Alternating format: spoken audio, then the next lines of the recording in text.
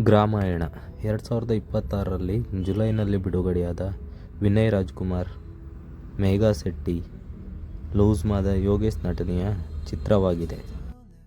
ಈ ಮೂವಿಯಲ್ಲಿ ಮುಖ್ಯ ಪಾತ್ರಗಳು ಸೀನಾ ಅಂದರೆ ವಿನಯ್ ರಾಜ್ಕುಮಾರ್, ಹಳ್ಳಿಯ ಯುವಕ. ತೀಕ್ಷ್ಣ ಬುದ್ಧಿವಂತಿಕೆ ಕಾರಣ ಇವನನ್ನು ಸಿಕ್ಸ್ ಸೆನ್ಸ್ ಸೀನಾ ಎಂದು ಕರೆಯಲಾಗುತ್ತದೆ. ಬೆಂಗಳೂರಿಗೆ ವಲಸೆ ಹೋಗದೆ ತನ್ನ ಹಳ್ಳಿಯಲ್ಲೇ ಸಾಧಿಸಬೇಕೆಂಬ ಹಂಬಲ ಇವನದು.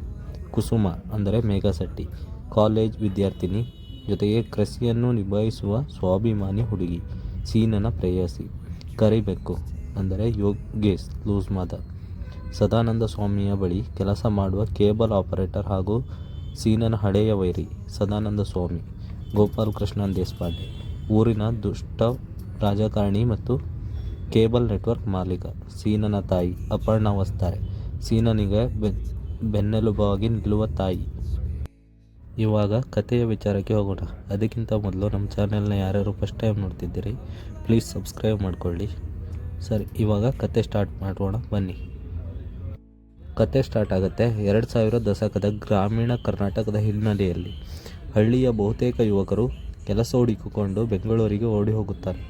ಸೀನಾ ಮಾತ್ರ ತನ್ನ ಮಣ್ಣಲ್ಲಿ ಏನಾದರೂ ಸಾಧಿಸಬೇಕೆಂದು ಅಂದುಕೊಳ್ಳುತ್ತಾನೆ. ಕೃಷಿ ಮಾಡಲು ಒಂದು ಸ್ವಂತ ಟ್ರ್ಯಾಕ್ಟರ್ ಖರೀದಿಸಬೇಕು ಎಂಬುದು ಅವನ ದೊಡ್ಡ ಕನಸು. ಇದೇ ಸಮಯದಲ್ಲಿ ಸೀನಾ ಹಾಗೂ ಕೃಷಿ ಮತ್ತು ವಿದ್ಯಾಭ್ಯಾಸ ಎರಡೂ ನಿಭಾಯಿಸುತ್ತಾ ಧೀಮಂತ ಹುಡುಗಿ ಕುಸುಮ ನಡುವೆ ಪ್ರೀತಿ ಚಿಗುರುತ್ತದೆ. ಇವರಿಬ್ಬರ ಪ್ರೀತಿ ಹಳ್ಳಿಯ ಹಬ್ಬ ಹರಿದಿನಗಳ ನಡುವೆ ಸುಂದರವಾಗಿ ಸಾಗುತ್ತದೆ. ಸೀನಾ ಕಷ್ಟಪಟ್ಟು ತನ್ನ ಕನಸಿನ ಟ್ರ್ಯಾಕ್ಟರ್ ಖರೀದಿಸುತ್ತಾನೆ. ಆದರೆ ಹಳ್ಳಿಯ ಮುಗ್ಧ ಜನರನ್ನು ಬಳಸಿಕೊಂಡು ತಮ್ಮ ರಾಜಕೀಯ ಬೇಳೆ ಬೇಯಿಸಿಕೊಳ್ಳಲು ಶಾಸಕ ನವೀನ್ ರಾಮಪ್ಪ ಮತ್ತು ಸ್ಥಳೀಯ ಕುತಂತ್ರಿ ನಾಯಕ ಸದಾನಂದ ಸ್ವಾಮಿಯ ಕಣ್ಣು ಸೀನನ ಮೇಲೆ ಬೀಳುತ್ತದೆ. ಸೀನಾ ಅವರ ಅನ್ಯಾಯಗಳ ಪ್ರಶ್ನಿಸಲು ಶುರು ಮಾಡಿದಾಗ ಸೀನಾ ಹಾಗೂ ಅವನ ಗೆಳೆಯರ ಗುಂಪಿನ ಮೇಲೆ ದ್ವೇಷ ಸಾಧಿಸಲು ಮುಂದಾಗುತ್ತಾನೆ. ಸದಾನಂದ ಸ್ವಾಮಿಯ ಬಲಗೈ ಬಂಟನಾದ ಕರಿಬೆಕ್ಕು ಸೀನನಿಗೆ ಪಾಠ ಕಲಿಸಬೇಕು. ಅವನ ಆಸ್ತಿಯಾದ ಟ್ರ್ಯಾಕ್ಟರ್ ಬೆಂಕಿ ಇಟ್ಟು ಧ್ವಂಸ ಮಾಡುತ್ತಾನೆ. ಇದರಿಂದ ಸೀನನ ಬದುಕು ಮತ್ತು ಆರ್ಥಿಕ ಪರಿಸ್ಥಿತಿ ಸಂಪೂರ್ಣವಾಗಿ ಕುಸಿದು ಬೀಳುತ್ತದೆ. ಟ್ರ್ಯಾಕ್ಟರ್ ಕಳೆದುಕೊಂಡರೂ ಸೀನಾ ಧೃತಿಗೆಡ ಕೃಷಿಯಿಂದ ಹಿನ್ನಡೆಯಾದಾಗ ಅವನು ಊರಿನಲ್ಲೇ ಕೇಬಲ್ ಟಿವಿ ವ್ಯವಹಾರವನ್ನು ಪ್ರಾರಂಭಿಸಲು ನಿರ್ಧರಿಸುತ್ತಾನೆ. ಆದರೆ ಇಡೀ ಊರೇ ಕೇಬಲ್ ನೆಟ್ವರ್ಕ್ ನಿಯಂತ್ರಿಸುತ್ತಿದ್ದ ಸದಾನಂದ ಸ್ವಾಮಿ ಮತ್ತು ಕರಿಬೆಕ್ಕು ಸೀನನ ಈ ಹೊಸ ಉದ್ಯಮಕ್ಕೂ ಅಡ್ಡಿಪಡಿಸಿ ಅದನ್ನು ಧ್ವಂಸ ಮಾಡುತ್ತಾರೆ. ಸೀನನನ್ನು ಸಮಾಜದಲ್ಲಿ ಮತ್ತು ಪ್ರೀತಿಯ ವಿಷಯದಲ್ಲಿ ಮೂಲೆಗುಂಪು ಮಾಡಲು ಜಾತಿ ನಿಂದನೆ ಹಾಗೂ ಕೀಳುಮಟ್ಟದ ರಾಜಕೀಯ ತಂತ್ರಗಳನ್ನು ಬಳಸುತ್ತಾರೆ. ಯಾವಾಗ ತನ್ನ ಕುಟುಂಬ, ಪ್ರೀತಿ ಮತ್ತು ಸ್ವಾಭಿಮಾನಕ್ಕೆ ಧಕ್ಕೆಯಾಗುತ್ತಿದೆಯೋ ಆಗ ಸೀನಾ ತನ್ನ ಸಿಕ್ಸ್ ಸೆನ್ಸ್ ಬುದ್ಧಿವಂತಿಕೆಯನ್ನು ಬಳಸಿ ತಿರುಗಿ ಬೀಳಲು ನಿರ್ಧರಿಸುತ್ತಾನೆ. ಕೇವಲ ರೌಡಿಸಂನಿಂದ ಇವರನ್ನು ಎದುರಿಸಲು ಸಾಧ್ಯವಿಲ್ಲ ಎಂದು ತಿಳಿಯುವ ಸೀನಾ ಹಳ್ಳಿಯ ಮುಗ್ಧ ಜನರಿಗೆ ಈ ರಾಜಕಾರಣಿಗಳು ಮಾಡುತ್ತಿರುವ ವಂಚನೆಯನ್ನು ಬಯಲು ಮಾಡುತ್ತಾನೆ. ಹಣಕ್ಕಾಗಿ ಓಟು ಮಾರಿಕೊಳ್ಳುವ ಜನರಿಗೆ ಓಟು ಮಾರಿಕೊಂಡವರಿಗೆ ಆಡಳಿತವನ್ನು ಪ್ರಶ್ನಿಸುವ ಹಕ್ಕಿಲ್ಲ ಎಂದು ಬುದ್ಧಿ ಹೇಳುತ್ತಾನೆ. ಅಂತಿಮವಾಗಿ ಭೀಕರ ಆ್ಯಕ್ಷನ್ ಮತ್ತು ಬುದ್ಧಿವಂತಿಕೆಯ ಹೋರಾಟದ ಮೂಲಕ ಸೀನಾ ಭ್ರಷ್ಟ ವ್ಯವಸ್ಥೆಯ ವಿರುದ್ಧ ಗೆದ್ದು ತನ್ನ ಹಳ್ಳಿಯಲ್ಲೇ ಜನಸಾಮಾನ್ಯರ ಧ್ವನಿಯಾಗಿ ನೆಲೆ ನಿಲ್ಲುತ್ತಾನೆ. ಸಿನಿಮಾ ಮುಕ್ತಾಯವಾಗುವ ಹಳ್ಳಿಯ ಒಗ್ಗಟ್ಟು ಮತ್ತು ಪ್ರಜಾಪ್ರಭುತ್ವ ನಿಜವಾದ ಶಕ್ತಿಯನ್ನು ಸಾರುವ ಮೂಲಕ ಸೀನಾ ಮತ್ತು ಕುಸುಮ ಒಂದಾಗುತ್ತಾರೆ. ಒಟ್ಟಾರೆ ಇದು ಕೇವಲ ಪ್ರೇಮ ಕಥೆಯಲ್ಲದೆ ಗ್ರಾಮೀಣ ಭಾಗದ ಅಧಿಕಾರಿಯ ಭೂಮಿ ಮತ್ತು ಹಳ್ಳಿ ಜನರ ಸ್ವಾಭಿಮಾನದ ಕಥೆಯಾಗಿದೆ. ಇವಾಗ ಈ ಮೂವಿಯಲ್ಲಿ ನನಗೇನು ಇಷ್ಟ ಆಯಿತು, ನನಗೇನು ಕಷ್ಟ ಆಯಿತು ಅಂತ ಹೇಳ್ತೀನಿ.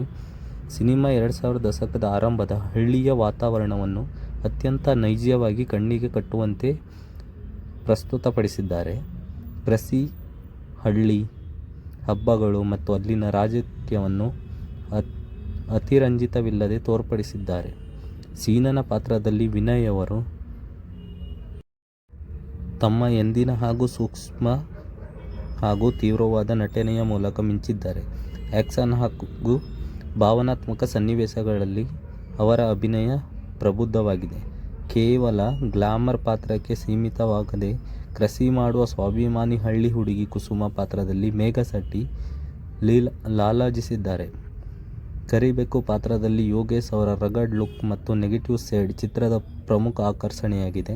ವಿನಯ್ ಮತ್ತು ಯೋಗಿ ನಡುವಿನ ಟಾಮ್ ಅಂಡ್ ಜೆರ್ರಿ ತರಹದ ಸಂಘರ್ಷಣೆಗಳು ಇಷ್ಟವಾಗುತ್ತದೆ.